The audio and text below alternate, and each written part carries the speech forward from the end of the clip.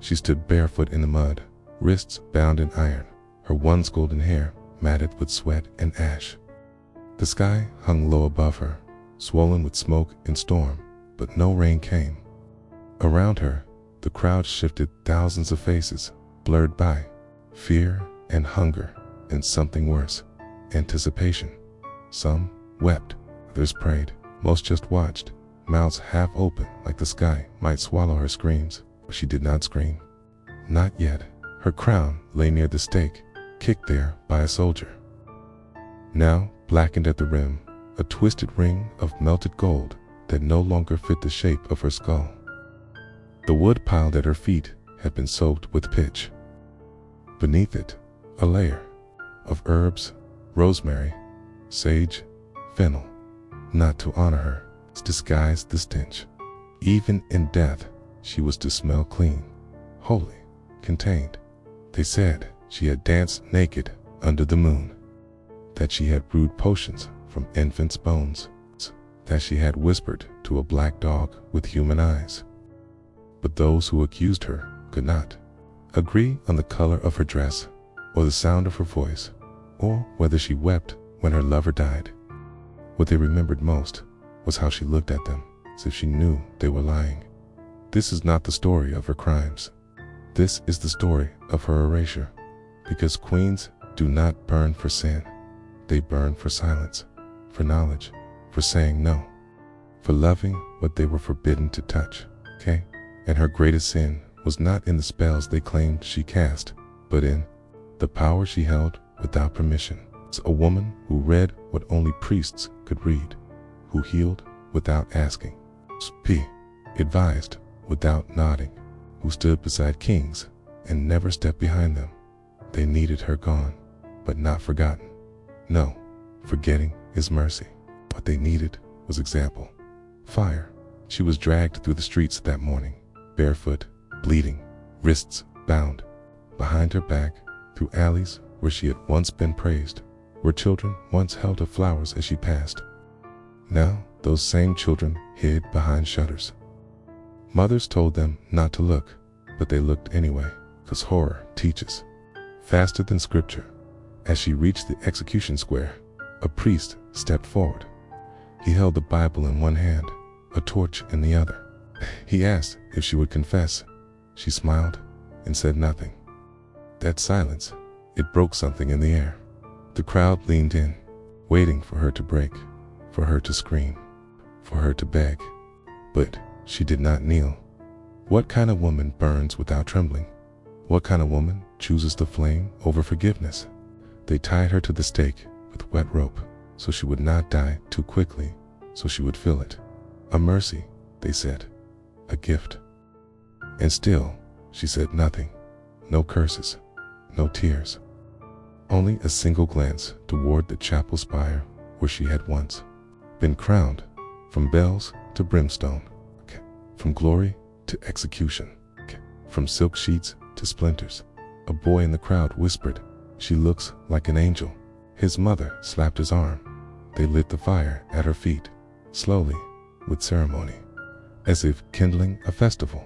But it was not a celebration. It was a warning. And when the flames reached her dress, when they licked her calves and swallowed her breath, the crowd waited for the scream, the shriek, the human sound. But none came. Her head tilted back, her lips parted, and nothing. Just silence, just fire, just smoke. That silence would echo for centuries. She was not the first woman to be burned, nor the last. But she was the one they remembered, not because she was evil, but because she did not bend, because they said she slept with the devil, and she did not deny it.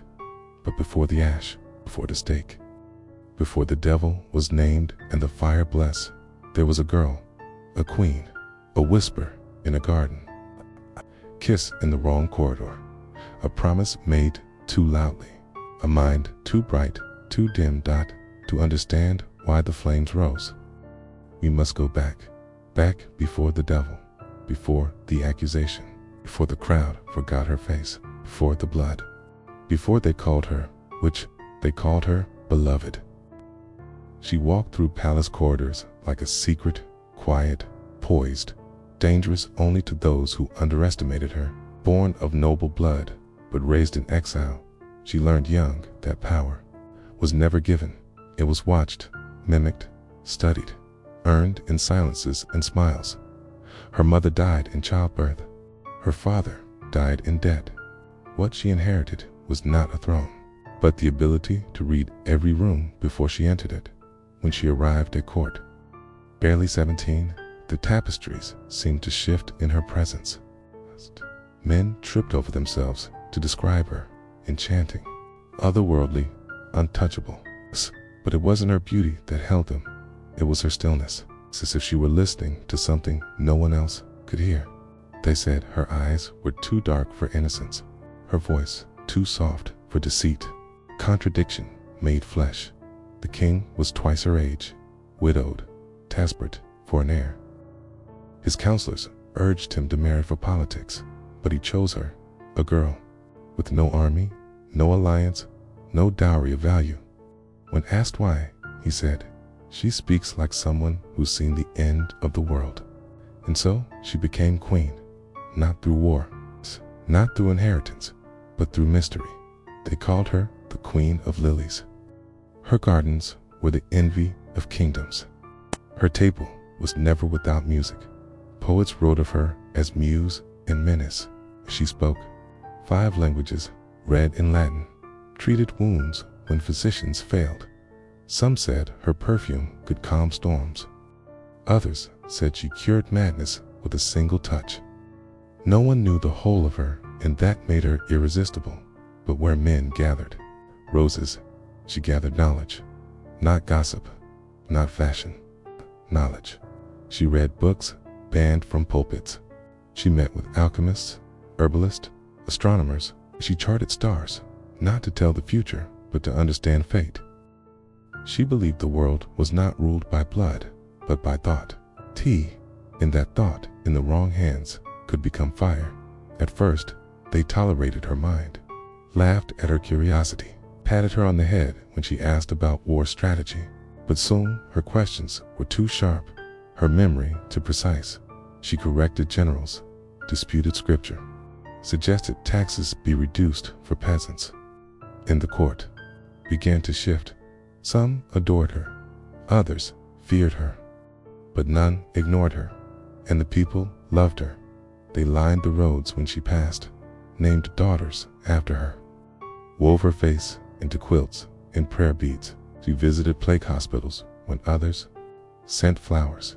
She touched the sick, buried the dead. She wrote letters to the Pope, to the Sultan. She believed diplomacy was not a man's game, it was a mind's game, and hers was sharper than any blade the palace had ever forged. But even as her legend grew, so did the murmurs. She was too beautiful, too smart, too quiet, too curious. She wore too much black. She walked alone at night. She kept a raven as a pet. She had not yet produced an heir. The whispers were small at first, like dust, but dust becomes soot. Soot becomes smoke. And smoke always seeks a spark. Can a woman rise too high without lighting the fire that will consume her? He arrived in the dead of winter, uninvited, unnamed, cloaked in foreign silk and silence. The records say he was an emissary, a scholar, perhaps a mystic. The records lie. Even in a court saturated with artifice and masks, he stood apart. Too pale for a traveler, too fluent for a stranger, too calm for a man surrounded by wolves. But what unsettled them most was this: no one saw him pray. Not once. He was introduced as ambassador of the East, but he bore no sigil, no crest, only a small leather book strapped to his hip, unmarked, locked, worn smooth by fingers. When asked what it contained, he replied only, "Everything worth knowing." He spoke little, bowed rarely, and smiled as though he knew the ending of every conversation before it began. The queen noticed him immediately. They said their first exchange was accidental, a glance across the banquet hall, a shared nod as Musicians fumbled a chord, but power does not stumble, said Selects, and so she chose to speak with him again and again. A walk through the gardens at dusk, a conversation in the library long after candles should have died. To the world, it was diplomacy. To the court, it was seduction. To her, it was something else entirely, recognition. He listened like no one else ever had, not as a servant, not as a suitor, but as an equal. And when she spoke of astronomy, he added stars she had never known. When she spoke of grief, he asked what shape it took. When she whispered her fears, he didn't reassure her, he dissected them. And still, he never blinked in sunlight. Soon, she began to change. Slightly, subtly, her gowns darkened. Her crown left behind in favor of simple veils. She spoke less in court, but when she did, her words cut deeper. Her eyes drifted toward the windows more often. At night, candles burned longer in her study. Some swore they saw symbols etched into the floor. Then came the book. One morning, a servant claimed to find it near the queen's chamber, bound in black hide, inked with a script no one recognized. Pages that shifted when not watched. Margins filled with drawings of roots, bones, moons, birds with human faces. She dismissed it as fiction. The court did not doubt her enemies stirred. The high bishop demanded the book be burned. She refused. A scribe went missing. A dog was found gutted in the garden, arranged in a perfect circle.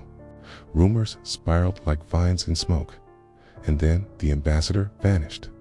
No note, no witness. Its chambers were left immaculate, untouched. Only the leather book remained. That night, the queen didn't sleep. Within days, whispers spread that she had been betrayed, that he was not a man, but a demon, that they had shared more than conversation, that she had given him her body, her soul, her womb, that the book was his gift, covenant, a contract, proof of the unspeakable. They called it witchcraft. They called it adultery. They called it a pact. One bishop, trembling in court, shouted, "She lies with the devil." And no one corrected him. The king, ill and aging, did not rise to her defense. Her allies, once loyal, grew cold. The crowd outside the palace chanted her name, but not with love. Not anymore. The seeds had been sown. The firewood stacked. All that remained was the spark. Was it love or a fatal mistake? They did not drag her into the courtroom. They invited her with velvet words and hollow smiles. They asked her to explain the misunderstandings, to put the kingdom at ease. It was not yet a trial, they claimed, merely a conversation among men of faith. But when she entered the great hall, it was already prepared like a theater of execution. The windows had been blacked out, the tapestries removed. In their place, holy symbols, crosses, relics, weapons, not ornaments. She stood alone at the center, not beside her husband, not before her peers, surrounded by judges in crimson robes and priests who had once kissed her ring. They called her Your Grace as they listed her sins, each word laced with venom. She had read forbidden texts, touched corpses, shared breath with a demon, altered the moon with her thoughts, slept with the devil himself. Still, she stood. They brought witnesses, servants who had been beaten, courtiers promised land, a girl no older than 12, who trembled as she spoke of herbs the queen had given her 4 cramps, now described as black powders from hell. Another swore he had seen her walking backward under the full moon, humming in a language not her own.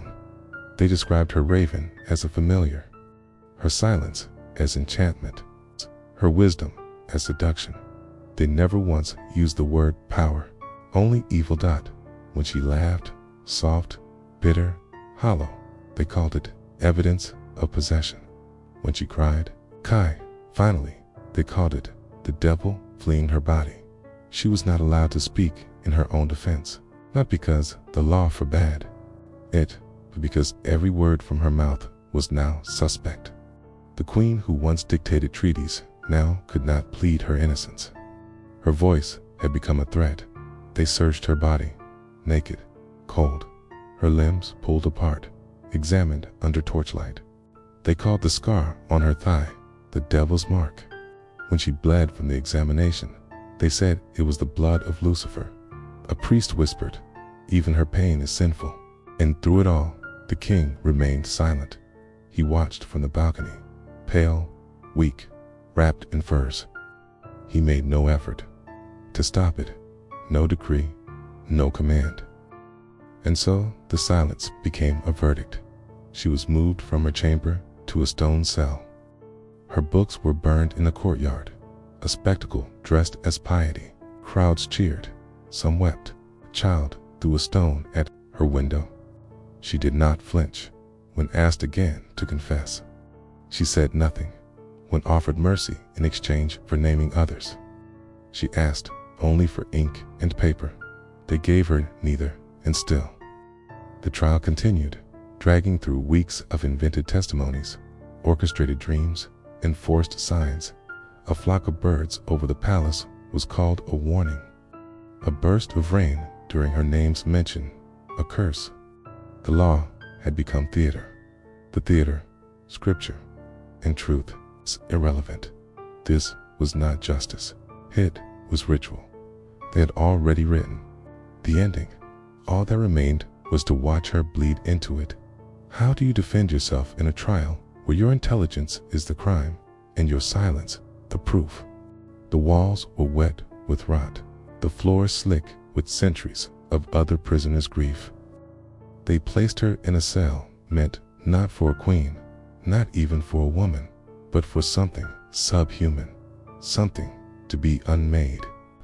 The straw on the floor was laced with lice, the chains too tight, cutting into her ankles, leaving rings of bruises that bled when she moved. There was no bed, no light, no name. She was no longer majesty. She was simply the accused. The nights were the worst. Darkness came early in winter, and in that pit, it never left. The guards fed her through a hole in the door, stale bread, soured broth, sometimes nothing at all, and she crawled across her skin. Once they bit her. She didn't scream. Her body shook with fever, the chill crawling beneath her fingernails. Her gums bled, her lips cracked. The bones of her spine pressed hard against her skin, like a crown trying to escape.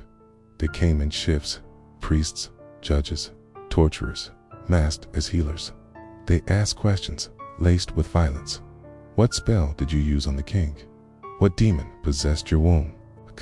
She answered, none. And each time she held her silence, they twisted it tighter. They stripped her, poured cold water over her as they searched for new marks. Bruises bloomed across her ribs like ink spilled on parchment. Her left eye swelled shut. A molar cracked during questioning. She swallowed it. They shaved her head, not out of necessity, but humiliation. The golden hair, once praised in poems, was swept into a bucket, burned in front of her. A priest held it up and said, "Even beauty burns." In that moment, something inside her folded, not broke, folded, like paper, forced into shapes that could never flatten again. She was no longer trying to survive. She was learning how to endure the ruined at once. A sympathetic maid brought her a blanket. She was whipped. Another left a flower crushed under a boot before it touched her hand. Every gesture of kindness was punished. The lesson was clear. No one will save you. And still, she did not confess. They bled her next, drained her veins, to let the demons out. Leeches, needles. She fainted. They accused her of spiritual rebellion. They hung her by her wrists for hours, her shoulders dislocated. Still, she did not speak. Her silence now was not defense, it was defiance. They dragged her through the courtyard one morning, clothed in rags so the people could see what became of queens who consorted with darkness. Mud clung to her bare legs, feet bled with every step. The children did not recognize her. The elders turned away. And yet, one woman reached out, touched the queen's hand, and whispered, "Forgive us." That woman was never seen again. The prison walls seemed to tighten. The air grew rancid with mold and memory. And in the blackness of that cell, the queen began to see visions, not of devils or angels, but of herself, whole, crowned, burning, laughing in the fire. And she began to smile, because she understood something now. They feared her not because she was wicked, but because she would not vanish. They could beat her, break her, starve her, but they could not make her kneel. What terrifies tyrants more than a woman who has nothing left to lose and still refuses to bow? They chose a day without wind, clear skies, a market morning when the streets would already be full. They wanted an audience, not a quiet execution, but a spectacle, a purge, a sermon written in flame. The scaffold was built in a city square, high and wide, as if burning her wasn't enough. She had to be seen, burning, watched, remembered, feared. She was led from the prison, barefoot, her body wrapped in sackcloth. Her head was bowed, not in shame, but from the weight of what they had taken: her hair, her dignity, her name. Her wrists were bound with ropes soaked in holy water. Her feet bled with each step, and still she walked out. They jeered, not all, but enough, which they cried, "Whore of hell, devil's bride." Some spat, some threw stones, others just stared, silent, as if trying to decide whether this was justice or murder dressed in ritual. She was offered confession one last time. A priest leaned close and promised her mercy, a quicker death, final prayer. She said nothing, but her eyes, those hollow, endless eyes, met his, and he turned pale. She did not curse him, she did not scream. She only stared, as if peering through his skin and into the blackened corridors of his soul. They tied her to the stake with wet rope to make the suffering last. They laid bundles of pitch and oak at her feet, herbs, too, rosemary, sage, lavender, the very plants they had once accused her of using in dark rites. They said it would purify the air. But it wasn't the air they were afraid of. It was her memory. The king did not come. He stayed behind palace walls, claiming illness. But the people knew its absence was its own kind of verdict. Cowardice, dressed as grief. The executioner stepped forward. He lit the torch slowly, almost reverently. The crowd held its breath, and then fire it started at her feet, climbed slowly. Her dress caught first, then her legs, then the sackcloth burst into blue-edged flames. Smoke poured upward, crackling, hissing. The heat warped the air, and still she made no sound. That was the part they remembered. She did not scream. She did not cry. She did not beg. The fire licked her skin like a beast long caged. Her flesh split, her lips blackened. Her bones shuddered as the heat tightened its grip, but her face, though blistered and burning, remained calm, as if in that final moment she had become something more than human. Or less. A girl fainted. A soldier vomited, but most simply watched, not out of cruelty, but out of awe, because what burns without protest? What woman dies without breaking? At last, the rope snapped. Her body collapsed against the wood. The fire consumed what little remained. Her crown melted into slag, was swept into a bucket with the ashes. When it was over, the priest turned to the crowd and said, "Let this be a lesson." But no one spoke, not because they believed him, but because, in that silence, something sacred had burned. They took her ashes and scattered them in a river, so no shrine could be built, no relic saved. But the river does not forget, and the wind that touched her skin would carry her name farther than any sermon, because she did not scream, and that silence was louder than fire. So ask yourself, if she truly slept with the devil, why did heaven not weep when she burned? The fire died, but the smoke lingered, clinging to stone walls, to chapel rafters, to the corners of dreams. And with it, her name began to vanish, not buried, not mourned, simply peeled away, portraits removed, letters burned, histories unstitched. Her coins were melted down and reissued with a new queen's face, one who prayed loudly and never read. The palace staff was changed. Her servants disappeared. Her raven was killed and nailed to the city gates. No one was told why. They did not declare her guilty. They declared her never was. Even the royal chronicles, those dry ledgers of dates and deaths, replaced her title with an empty space. The king's second consort, it read, condemned and forgotten. No reason, no trial, no page number, as though history itself had choked on her story and refused to speak it aloud. The court moved on. They remarried the king to a cousin from a safer bloodline.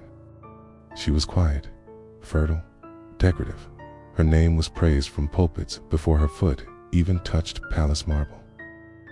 And the people, the very same who watched a woman burn, now tossed flowers at her feet. Square was scrubbed clean, the wood carted away. No monument stood, but not all fires stayed dead in the countryside. They remembered. Whispers passed between midwives and mothers.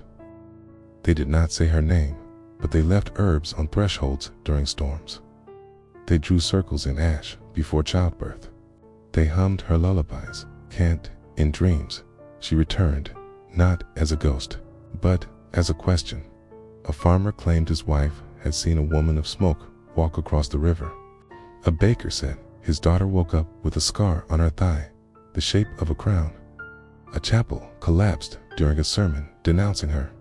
No one died, but no one rebuilt it either. The priest left the village and never spoke again, and those who had condemned her, one by one, began to fall.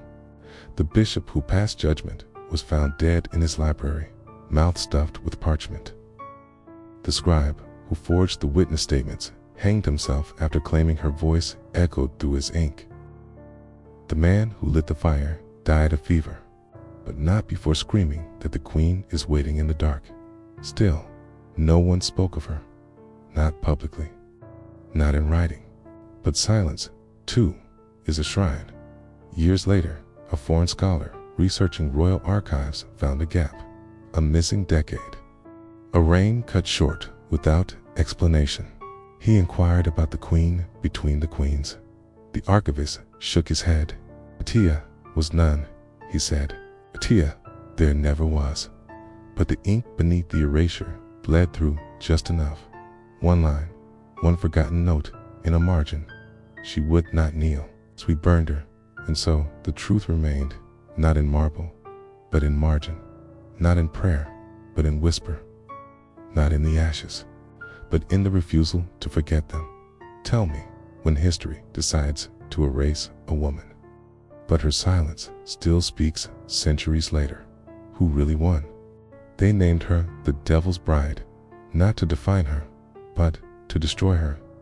And yet, centuries later, it is not damnation that clings to her memory, but defiance. The fire that was meant to erase her has become her signature.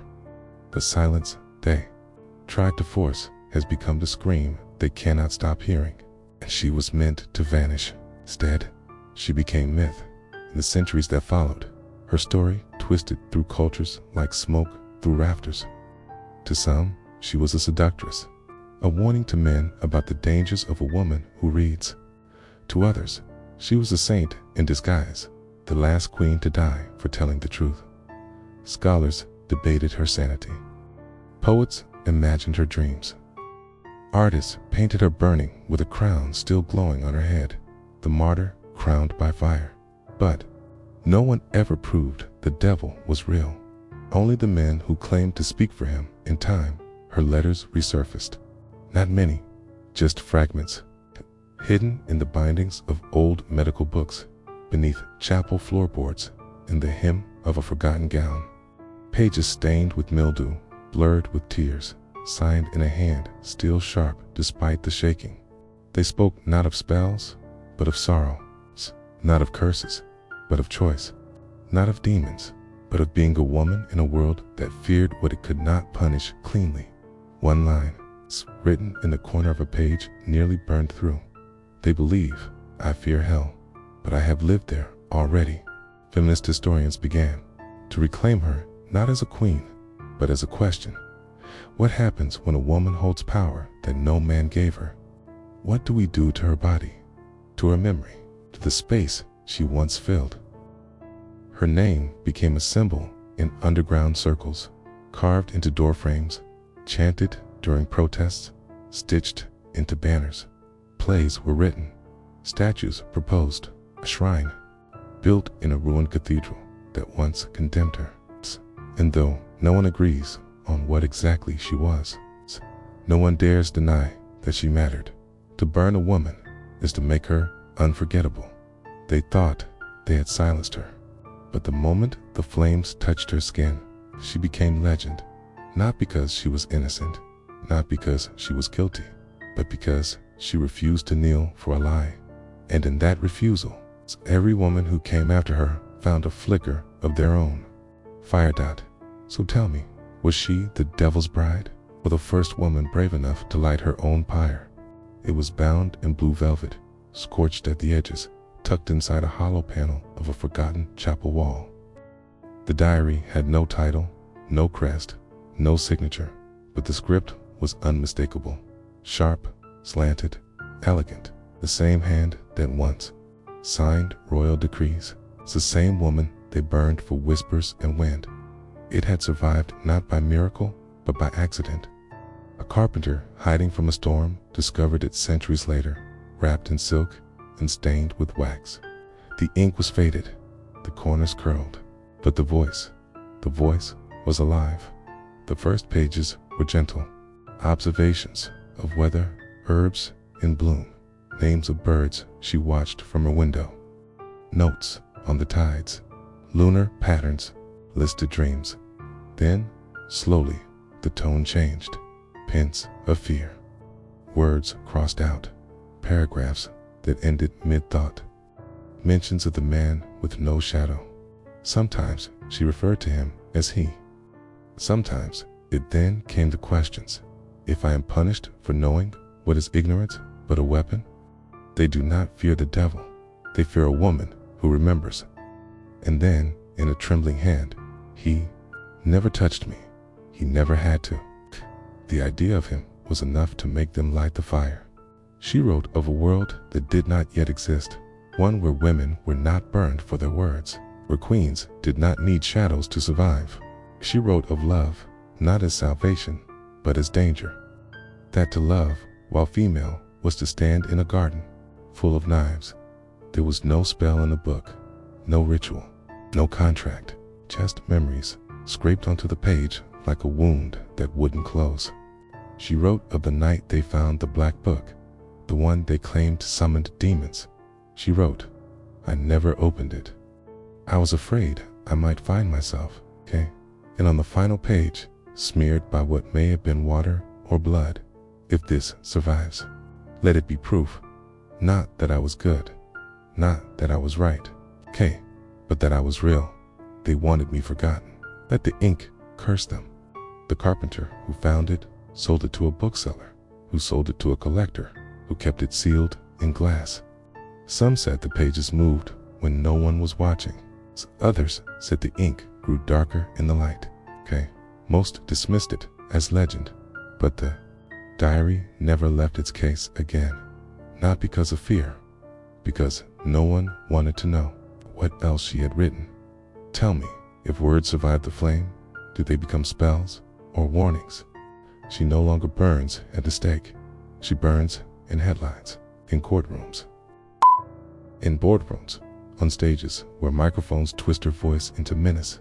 Today, the fire is digital. The rope is reputation. The gallows our comment sections. The crime remains the same. She spoke when silence was expected. They don't call her witch anymore. Now it's difficult, likable, too ambitious, cold, dangerous. Women who challenge power, who think too much, feel too little, laugh too loud, are still wrapped in metaphorical flames. Executed not in public squares, but in whispers, in smear campaigns, in character assassinations, dressed as concern. A female politician rises too fast. She must be hiding something. A scientist publishes a revolutionary idea. She must have stolen it. A woman dares to lead without apologizing, and suddenly she's unnatural, unfeminine, unfit. History has learned to hide its torches, but not its fear. The witch trials never ended. They evolved today.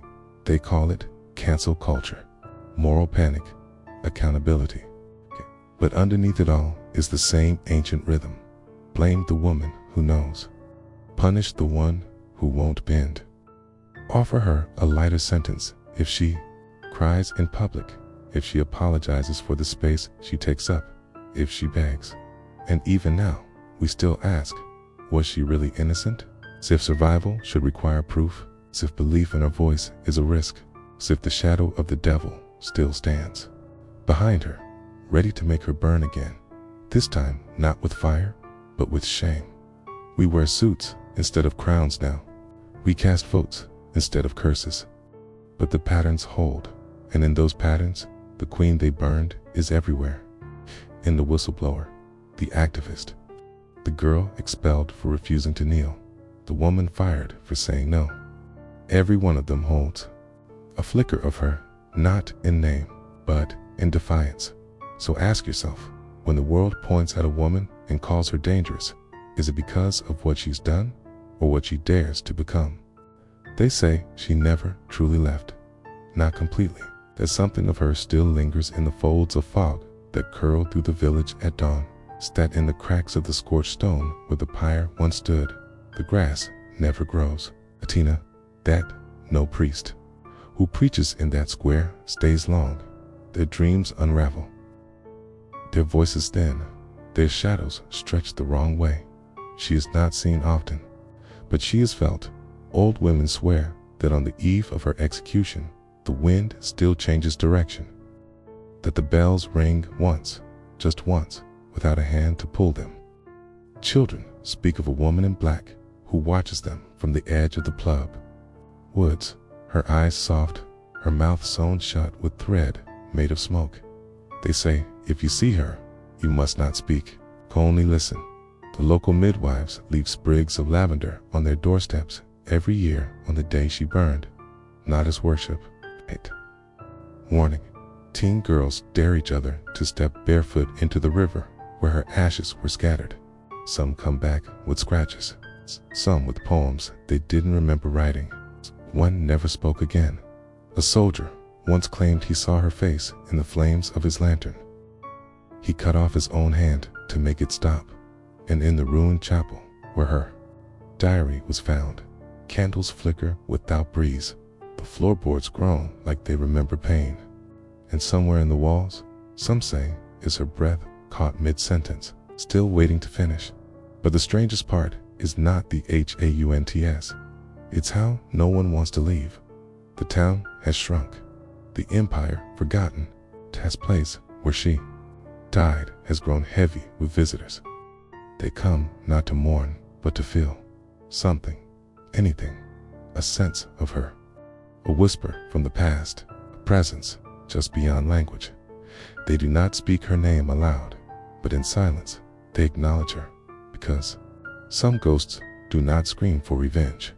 They do not cry or wail or knock on walls. They simply stand there, waiting until someone remembers what was done. So tell me, when a queen dies for being too much, does her ghost remain to remind us of what's left behind? The fire is long gone. The square is silent.